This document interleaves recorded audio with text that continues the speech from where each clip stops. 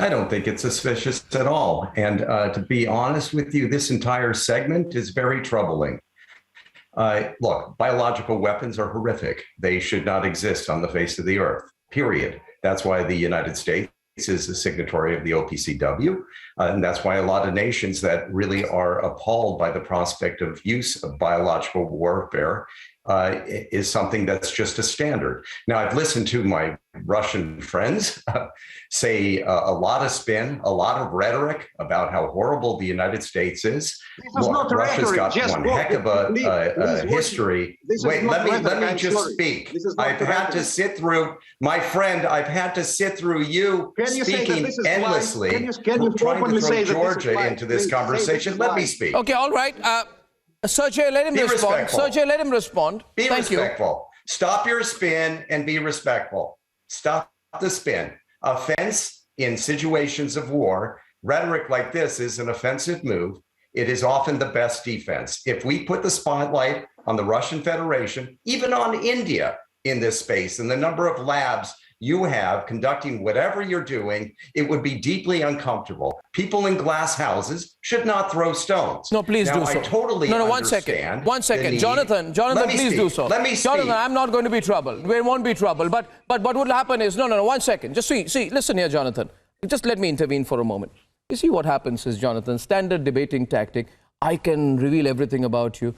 Now, if you are making a claim like that, and you can say it'll be deeply troubling, which is some kind of a veiled threat, I suggest you carry out the threat. Please tell me, where is India developing a bioweapons program, including, you just said in your sentence, the places where it's being carried out. So I suggest right now, Jonathan, instead of carrying out empty threats on my country, you name where it's going on. I have given you enough information about what's happened in Ukraine. Carry out your threat. Why are you taking...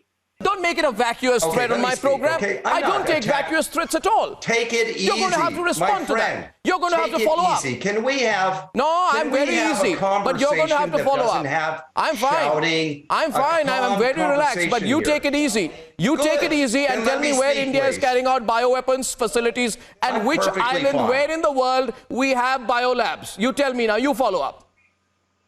No one's making a claim that you have a weaponized biological program. I'm saying that there are areas of research there you now do a U-turn. Now you're doing a U-turn. For any country. In India, we call that a U-turn. Can I speak? Please. Can I speak? Yeah, but without the verbal bling. Can you hear me? Yeah, but without the verbal bling and the vacuous charges. Yes, you can. I said that it's very convenient. Bling, I said bling, without the verbal bling and the vacuous charge, B-L-I-N-G. Thank you. I'm not stepping on you. You made a vacuous charge against my country. I took you on directly. If you allow me to speak, we'll be able to have a constructive conversation. Yeah, you better not. Rather than this strange... No, I am very constructive, but don't get aggressive with me. Let me speak. I'm not getting aggressive. I'm asking you to please allow me to speak. Okay? Some pretty grotesque claims have been made here, some accusations that will be proven out to be probably unsubstantiated, and maybe there will be some discomfort that comes across in some ways because you're talking about the sovereign affairs of a nation of Ukraine and their concerns. Okay, you can't just willy-nilly come on air and speak to the public about whatever another country is doing when you're in agreement with it. It doesn't work like that. That's not how diplomacy works. That's not how the world works. That's not how relations work. Now, I do want to say that the Ukraine has a history, and I was there to witness it, of not wanting to have weapons of mass destruction. I was a journalist on the ground in Kiev in the early 90s, in which the decision was taken by that country to do away with the third largest arsenal of nuclear weapons in the world. They are not a nation that believes in wiping out other countries.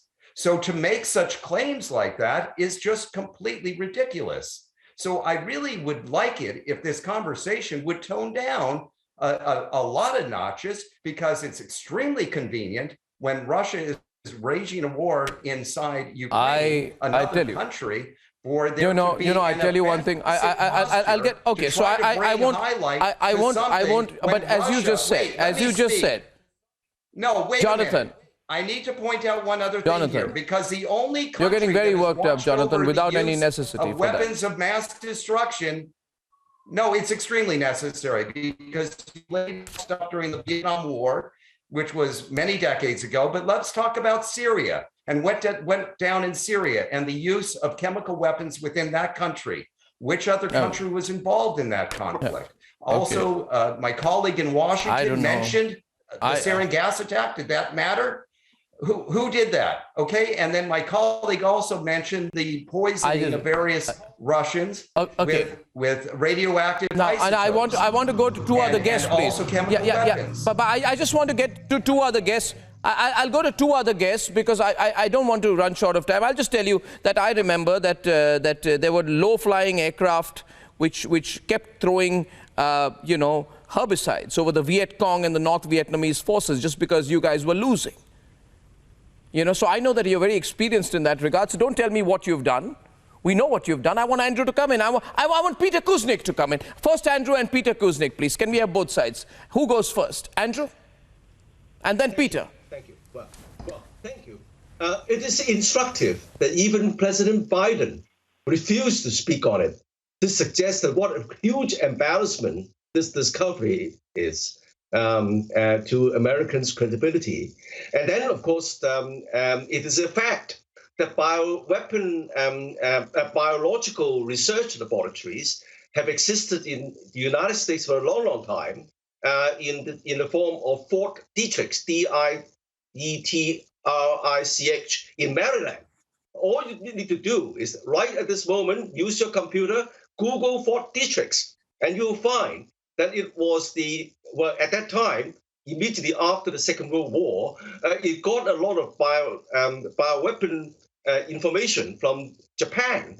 And that information was transferred to Fort Detrick, making it the biggest biolab research laboratory in the world. Andrew. So there's a history behind it. And as far as China is concerned, there was an irony, because over the coronavirus crisis, all these allegations that it all originated in a biolab in Wuhan was fabricated in the United States in the first place. So there is a sense of irony there. But I think that this is right. Come on now. Come on now. You know, 1 second. You are still blocking the arrival of a team from WHO investigating into the origins of the coronavirus pandemic, which could have unearthed the reality of what was happening in Wuhan. Why didn't you let independent journalists and teams go to Wuhan? Why do you get psyched about it?